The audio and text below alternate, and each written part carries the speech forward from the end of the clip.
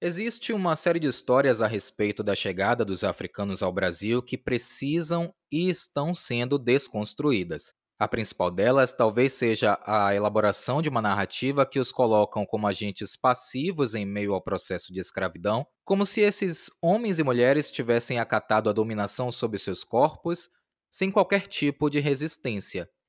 Isso não é verdade.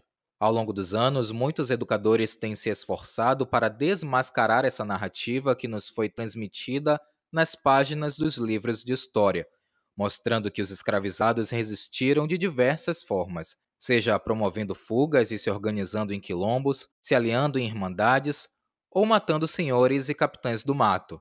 Sim, essa também era uma forma de mostrar que a escravização do seu corpo não seria aceita.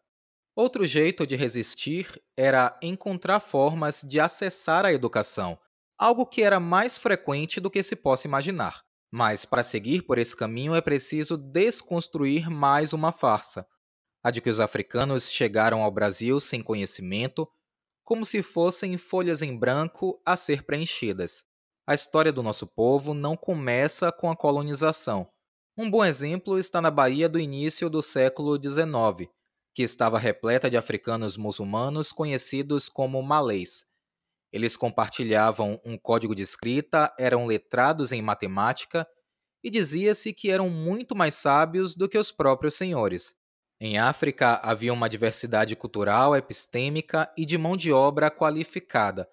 Portanto, foram trazidos à força para o Brasil técnicos agrícolas, mercadores, arquitetos, culinaristas, dentre tantos outros profissionais. Nossos ancestrais ressignificaram seus conhecimentos em terras brasileiras e, em contato com nossos irmãos indígenas, resistiram e criaram novas formas de aprender e de ensinar aos seus, mantendo vivos seus conhecimentos acadêmico-educacionais, mas também a forma trazida do continente africano de transmitir esses conhecimentos, que se contrapunha ao Ocidente colonizador.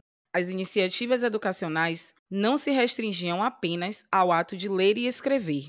Ao contrário, o ensino era expansivo e pensava o ser como parte integrante da natureza, e por isso corpo, mente e espírito também seguiam integrados nos processos de ensino e aprendizagem, que extrapolavam as barreiras das letras e dos números.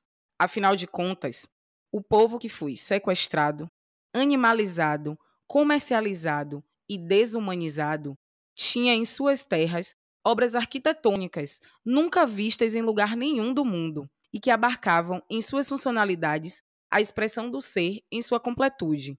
Então, como esse mesmo povo poderia ser chamado de ignorante ou sem conhecimento?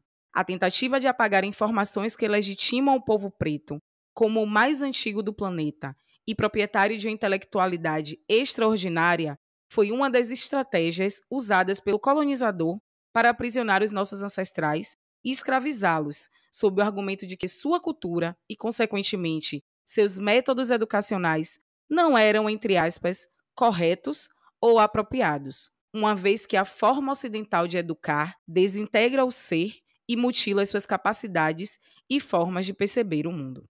Revisitar e recontar essa história é um compromisso ancestral não só com quem veio antes e contribuiu com suas ciências e estratégias de resistência, mas também com o presente e com as futuras gerações, que poderão utilizar esse podcast como ferramenta de ação e de transformação social. Esse é o nosso desejo. A nossa terceira temporada começa agora e traz como tema Por uma Educação Antirracista. Nesse primeiro episódio, a gente fala sobre os primeiros esforços da população negra para acessar a educação no Brasil. Eu sou Francis Cardoso. E eu, Rafael Santana. Está começando o Pele Preta.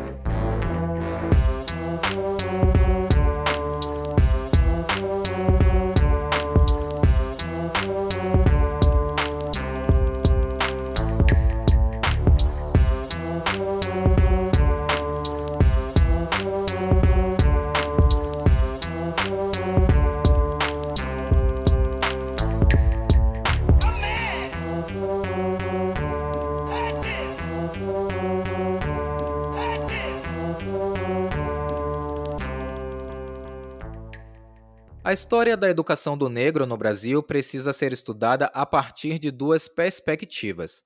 Primeiro, as dificuldades impostas pelo Estado ao acesso dessa população ao ensino.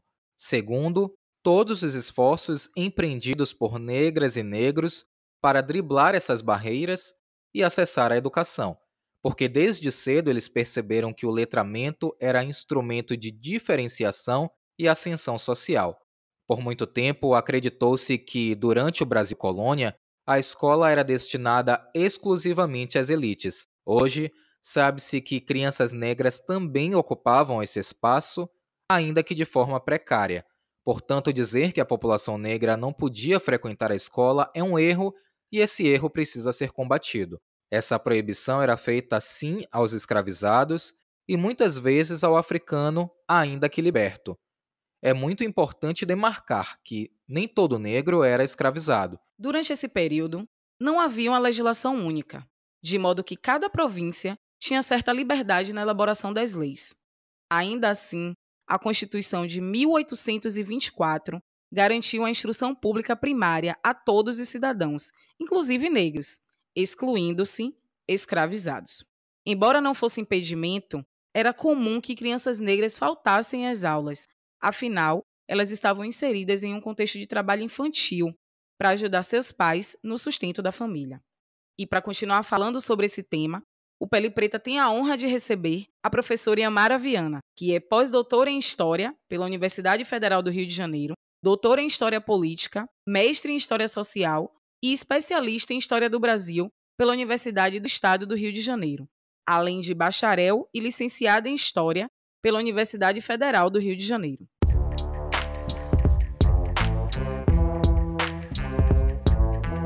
Primeiro, eu queria que a senhora começasse falando um pouco o porquê é importante mostrar que a população negra promoveu esforços para acessar a educação durante o período da escravidão.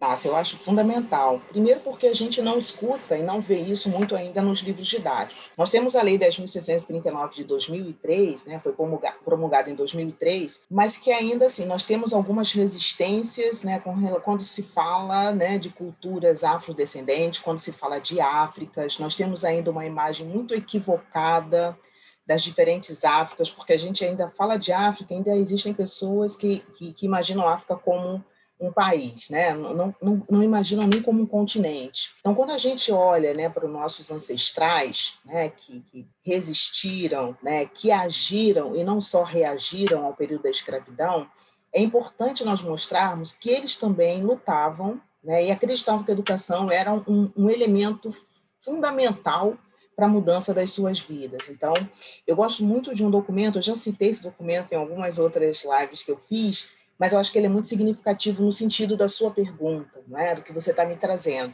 Foi um documento escrito por 7 ex-escravizados, portanto, libertos, e é interessante a gente mostrar, né, para o nosso público que essa condição jurídica no período da escravidão é muito importante, porque o livre, né, evidentemente, nesse período, era o branco europeu. Tinham africanos livres? Sim. Mas a gente, nesse contexto, a partir do século XVI, a partir da expansão ultramarina e do início, né, da colonização da América pelos diferentes países europeus, quando o africano começa a ser, né, escravizado de modo muito, muito rápido, né, para atender essa demanda que surgia nas diferentes colônias americanas, né, europeias, esse africano ele chega dentro de uma diáspora, ele é forçado a vir, ele é destituído da sua cultura, da sua família, das suas terras, né? Então é interessante a gente pensar que ele chega aqui, mas essa visão que vai sendo formada acerca desse africano, em certa medida ela permanece até hoje, né? Só que esse africano que vem, né, essas diferentes etnias, é uma outra coisa importante, né? Essas diferentes etnias, elas são vistas como escravizados pelo colonizador, mas eles têm diferentes culturas, diferentes formas de pensar, diferentes formas de aprendizado. Isso é interessante. Então, assim, esses ex-escravizados que são libertos é porque dentro dessa sociedade, uma vez que era uma sociedade escravista, existia uma hierarquia entre esses sujeitos. Então, uma vez escravizado, ele jamais seria igualado ao livre, né? Livre era o branco europeu que nasceu livre, né, e os seus descendentes. O africano que veio em diáspora como escravizado, ele se tornou escravizado, né, dentro desse sistema. Uma vez que ele consiga ter o direito à sua liberdade, ele não vai ser igual ao branco. E uma das formas, né, de distanciar, de diferenciar, é dizendo: você não é livre, você é liberto. Ou forro. Então, é a primeira questão. Só que, mesmo sendo desumanizado pelas diferentes instâncias de poder, e aí a gente tem a igreja, a gente tem a medicina, né? Nós temos o próprio Estado, os senhores proprietários de escravos, né? Os próprios traficantes de escravos, essa desumanização que ocorre, né? Com o africano, com essas diferentes etnias africanas, ela é vista pelo outro, né? E estou lembrando um pouco até de Grada Quilomba, que eu acho que é uma grande referência para nós hoje, né? Que ela fala dessa outridade, né? O racismo cotidiano está ligado a esse olhar, né, do europeu para nós negros, negras, e nos veem como outro, como diferente, por isso, né, nos repele. Então, esse outro que chega, embora seja desumanizado a partir da diáspora, ele é um ser humano, ele é inteligente, ele pensa, né, ele sabe se articular. E por isso que é importante a gente falar dessa questão, principalmente na sala de aula do ensino fundamental e médio, para a gente ressignificar esses olhares com relação a esses africanos, a esses nossos ascendentes de diferentes etnias. Esse documento específico, que já demonstra aí o lugar social ocupado por esses homens, são 7 homens, né, todos libertos, eles escrevem uma carta, e isso é muito interessante. Essa carta é um documento que está no acervo, né, da Casa Rui Barbosa, né, disponível, está disponibilizado também na internet para quem quiser acessar.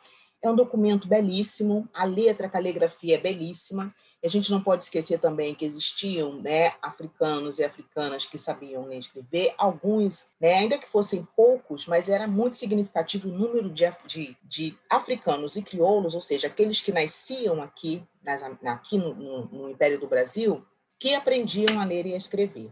Para alguns senhores, isso podia ser algo que viria trazer algum lucro, né, ou não, ia depender do contexto no qual esse escravizado estava inserido. Podia ser bom, podia ser ruim.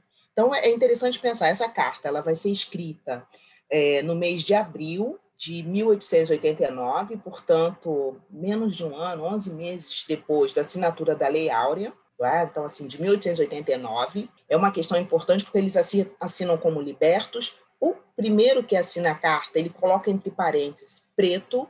Isso é riquíssimo, porque ele faz questão de se dizer, de se afirmar preto, eu sou preto, e eu acho que isso é um resgate também da memória, do orgulho que esses nossos ancestrais tinham de ser quem eram. E nessa carta, eles escrevem para Rui Barbosa, que foi um dos políticos, jornalistas que mais estiveram envolvidos nos debates sobre a lei de 1871, de 28 de setembro de 1871, que é a conhecida lei do ventre livre, não é? A lei que dá liberdade ao ventre da mulher escrava, não à mulher, só o ventre, porque é o ventre que garante aí a quem nasce dele a sua condição jurídica. Lembra da condição jurídica que eu falei antes? Então é isso.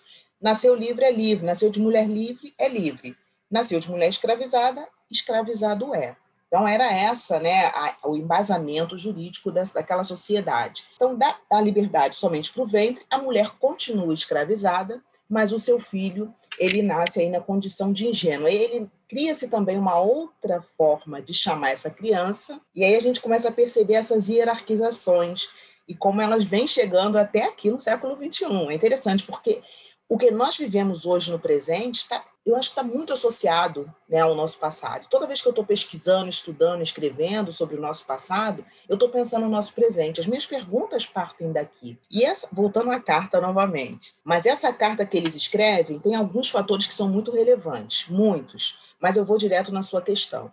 Eles vão exigir que um imposto que foi criado com a lei de 28 de setembro de 1871, de 5%, né, sobre o registro dos escravos, ele fosse utilizado, como ele não havia sido utilizado antes, ele deveria ser utilizado na educação dos filhos, dos seus filhos. E eles vão dizer, né, que eles não querem, na verdade, eles não estão pedindo favor. A forma da escrita, como eles escrevem, eles não estão pedindo nenhum favor, eles estão exigindo. Eles sabem exatamente que existia a legislação, eles sabem que existia um imposto, e eles estão dizendo, nossos filhos têm direito a essa educação. Esse dinheiro que não foi usado antes, ele tem que ser usado para eles não estão pedindo para eles. E interessante, algum deles poderia saber ler e escrever, né? Eu suponho, né, conversando com uma outra historiadora, a gente estava analisando o documento, o primeiro que assina, a caligrafia é muito parecida com aquela que que está em toda a carta? Pode ser, pode não ser. Nós precisaríamos, é claro, de um especialista, né, para que pudesse analisar esse documento. Mas é muito provável que sim. Né? Mas é interessante a gente pensar, primeiro, eles tiveram acesso aos códigos de escrita, aos códigos de leitura, aos códigos jurídicos, eles tinham acesso à legislação. E como é que esses caras faziam isso, se eles não tinham permissão? Então, isso é uma questão interessante de pensar. Ou seja, muito antes de nós sermos uma república, né, democrática, né, ainda na sociedade escravista, porque assim, escravista, eles não aprenderam ali naquele momento, ali em 88, para escrever a carta em 89 para Rui Barbosa. Né? Então, é algo que eles já traziam consigo e naquele momento eles falam, opa, nós precisamos nos mobilizar, precisamos fazer alguma coisa em prol dos nossos filhos, dos nossos descendentes. Tá? Então, eles vão agir. Isso é importante, esse protagonismo desses indivíduos é muito importante. Se a gente fala isso para os nossos, porque sempre que a gente vai falar de escravidão, na minha época, eu lembro que era uma tortura a aula de escravidão, porque todo mundo olhava para a aluna preta, para o aluno preto. Então, já associava, e ficava aquelas brincadeiras horríveis, não é? Porque adolescente, criança, eles não têm essa, né? A gente tem sempre que chamar atenção para isso. Olha, isso não é brincadeira. Né? Hoje tem uma consciência muito maior, os professores, é claro que nós temos um grupo de professores hoje que não é somente elite, né? Isso também é importante, nós temos professores negros e negras, temos professores que vêm da periferia, né? Eu mesma venho de uma família muito humilde, meus pais não estudaram, foram até a 4ª série, mas para eles a educação era primordial. Por isso que eu me identifico tanto com essa carta. Né? Então, assim, eles sabiam ler e escrever, mas eles sabiam que os filhos precisavam de muito mais. Então, é interessante trabalhar. Se a gente usa isso em sala de aula para mostrar para os nossos alunos, a gente consegue tentar ressignificar o olhar sobre a população preta. E aí, eu voltando a esses nossos libertos de Pati de Alferes, que fazem a carta e mandam para Rui Barbosa, porque a carta chega lá em Rui Barbosa. Chega lá, está lá. Ou seja, Rui Barbosa recebeu essa carta, ele leu, né? E eles não escrevem para qualquer pessoa. Porque Rui Barbosa foi aquele que estava inserido no debate muito forte que antecedeu a lei de 28 de setembro de 71. E era um jornalista que tinha uma presença muito grande, era uma pessoa que era, né, conhecida no Império do Brasil, tinha uma relevância política, intelectual, e eles escrevem para Rui Barbosa. Então é interessante pensar isso, né, esses elementos. Por quê? Porque antes disso tinha lei no Império que dizia africano, mesmo livre, não pode frequentar a escola. Como é que esses caras estão aprendendo a ler e escrever? Isso é muito interessante. Nós temos hoje, felizmente, excelentes trabalhos, né, de jovens historiadores negros e negras que já estudam essa questão do letramento lá no século XIX, dos nossos antepassados. Então, a gente vai construindo, reconstruindo essa história.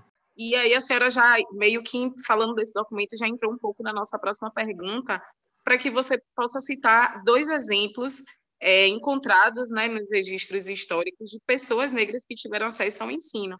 O primeiro, acho que já é essa carta maravilhosa, mas se a senhora lembrar de outro e quiser citar. Sim, nós temos, sobre esse, Francis, nós temos um artigo que eu, o professor Flávio Gomes e o professor Alexandre Neto, da UERJ, nós escrevemos para o IESP da USP. Então, nós temos um artigo já publicado sobre esse documento.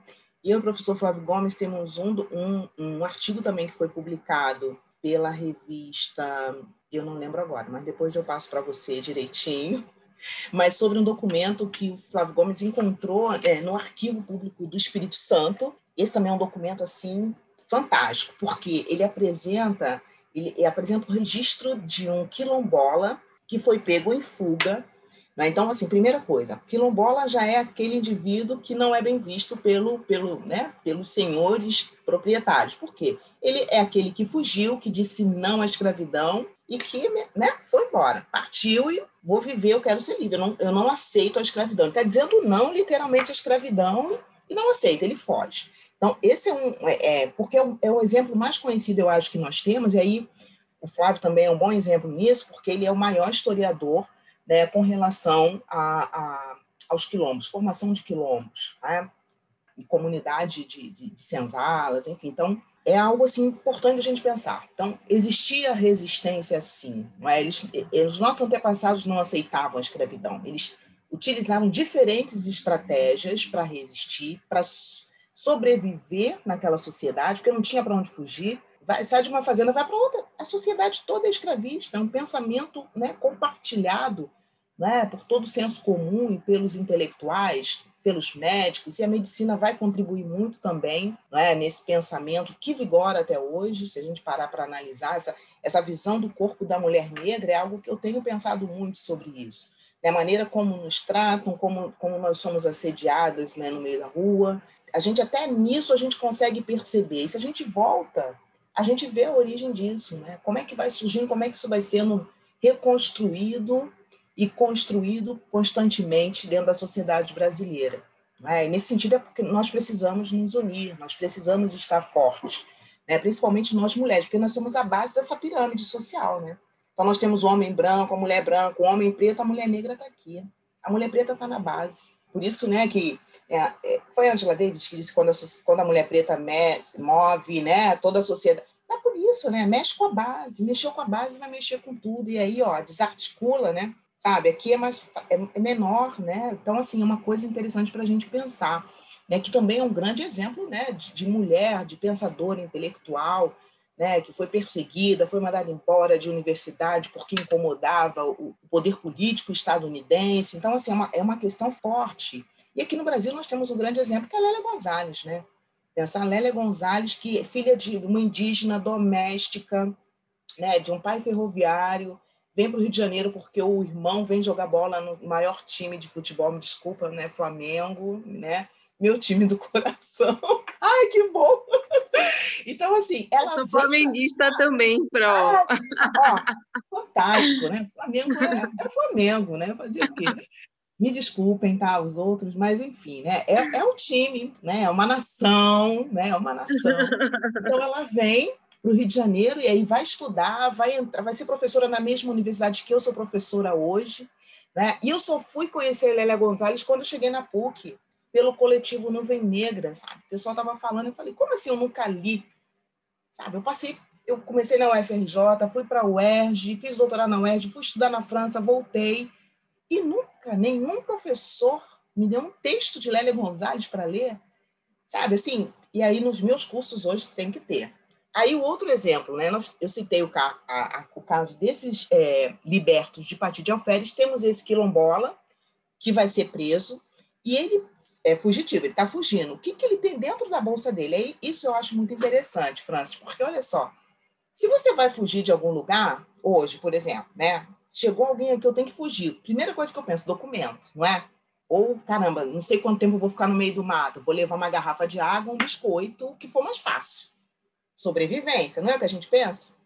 O cara tinha dentro da bolsa uma gramática para ensinar meninos, uma meia gramática, carta de liberdade, e aí você pensa, ué, peraí, como é que esse indivíduo, quilombola, não é? Africano, está fugindo, qual a relevância que o ensino, que as letras, né, que o letramento tem na vida desse indivíduo? Não é pouca.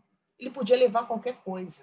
Ele escolheu levar aqueles documentos, uma gramática. E aí a gente pensa, caramba, claro, a gente não vai ter acesso ao que ele pensou, ao que ele estava, mas isso é muito interessante a gente mostrar para as nossas crianças, nossos adolescentes. São os nossos antepassados. Por que essas histórias não estão na sala de aula?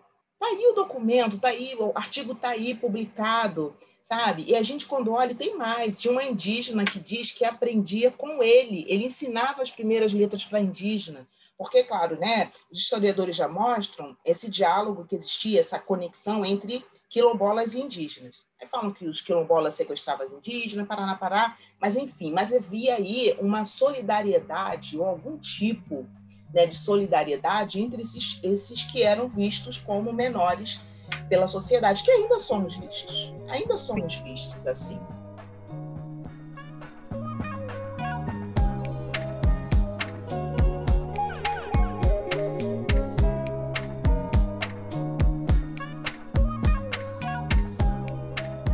Quero registrar os nossos agradecimentos a Gabriela Isabel, nossa mais recente apoiadora no apoia.se/Pele Preta.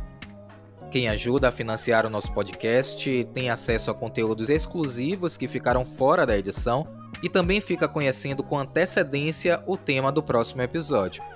Se você considera o nosso trabalho importante e tem condição de contribuir, é só entrar no apoia.se/Pele Preta e doar qualquer quantia a partir de R$ 10. Durante o Brasil Império, era comum que os negros se movimentassem de diversas formas para acessar os saberes no formato escolar. Eles aprendiam através do autodidatismo, da observação silenciosa, de aulas públicas periódicas, dos asilos de órfãos, entre outros. Nós também temos exemplos de pessoas negras que se tornaram intelectuais notáveis e são reverenciados até hoje, mesmo com todas as dificuldades impostas pela escravidão, como é o caso de Luiz Gama, o advogado dos escravos, Machado de Assis, principal nome da literatura no Brasil, Maria Firmina dos Reis, a primeira romancista negra brasileira, e André Rebouças, importante engenheiro e abolicionista. Há muitos outros nomes e não dá para citar todos eles. Eu vou destacar duas figuras, homens negros, que tiveram atuação destacada no campo da educação.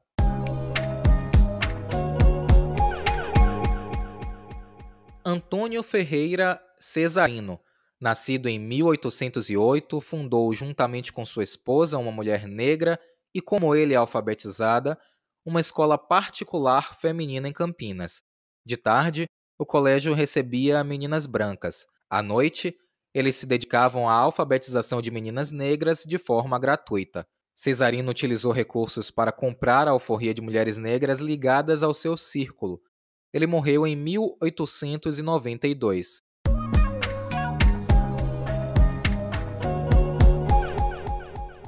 Manuel Querino nasceu em Santo Amaro, na Bahia, em 1851. Órfão aos 4 anos de idade, ele foi adotado por um advogado e político que lhe ensinou o ofício de pintor. Querino elaborou 2 livros didáticos que foram destinados ao uso das escolas primárias e se dedicou a escrever sobre o trabalho do africano e de seus costumes na construção da sociedade brasileira. Ele também foi um dos fundadores do Liceu de Artes e Ofícios da Bahia. Manuel Querino morreu em 1923. Professora, por que não é interessante para as classes dominantes, para a elite branca, né, sobretudo, que esses exemplos não estivessem no passado e continuam sem estar nos livros didáticos, né? Hoje a gente tem acesso a alguns livros que têm algumas informações, mas ainda é muito pouco. Tem informações que a senhora trouxe, por exemplo, que seria de fundamental importância que tivessem nos livros didáticos já de ensino fundamental e médio, e não estão. Então, por que a senhora acredita que não seja interessante para as classes dominantes que essas informações cheguem até nós, cheguem até homens e mulheres pretas, cheguem até as crianças e adolescentes? Nós somos 56% da sociedade brasileira, segundo o IBGE. Racismo está ligado a poder, não é? É uma questão de poder. Poder econômico, poder político, poder intelectual, poder cultural e poder quantitativo. Bom, se nós somos maioria, uma forma de minar a nossa potência, a nossa força, são várias, né? Uma das formas é tirar o poder, eu acho que intelectual. Você não dá acesso ao conhecimento. Conhecimento é poder. Nós sabemos que, quanto mais alto o nível de escolarização do indivíduo, maior as possibilidades dele adentrar no mundo do trabalho, conseguir uma boa colocação, mesmo com o racismo. A gente sabe que, de repente, ele não vai ter a mesma ascensão que um indivíduo branco, mas ele vai ter um salário adequado. Ele pode não enriquecer. Mas a gente tem a questão da própria política, a questão, né, de não ser interessante promover, né, esse conhecimento aos nossos. Eu acho que está ligado a essa questão do poder. Porque se nós tivermos... Por isso que é tão... né, a gente pensa, por exemplo, voltando lá para o 19, né, quando houve a revolta do Haiti, os haitianos foram proibidos de entrar no Brasil. Qualquer notícia sobre o Haiti, por quê? Né, o Haiti, a revolta do Haiti colocou quem no poder? Os ex-escravos. Então, eles matam alguns brancos, né, e eles tomam poder. Então, eles sofreram represálias, né, imensas. E daí a gente vê o que o país se tornou hoje. Mas era um mau exemplo para quem estava no poder nas outras colônias, né? Sim, imagina que aqui nós éramos muito, muito maiores, o quantitativo de pretos e pretas, né, pardos, era muito maior, do que de brancos. Então, é claro que havia um medo muito recorrente, né, de que nós pudéssemos ter acesso a isso. Então, existia a legislação lá de 37 que vai dizer: africano, mesmo livre, não pode entrar numa escola institucionalizada.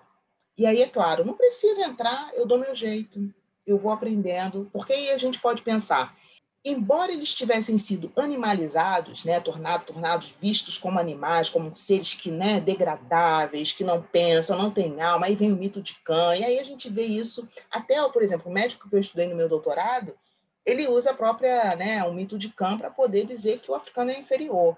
Então ele vai dizer, a mulher africana, por ser civilizada, sente menos dor. Não precisa se preocupar com o parto dela, não. Deixa a natureza fazer o trabalho. Ele falou obrar, né? Deixa a natureza fazer o trabalho. Não precisa se preocupar, não. Africano é incivilizado, o corpo.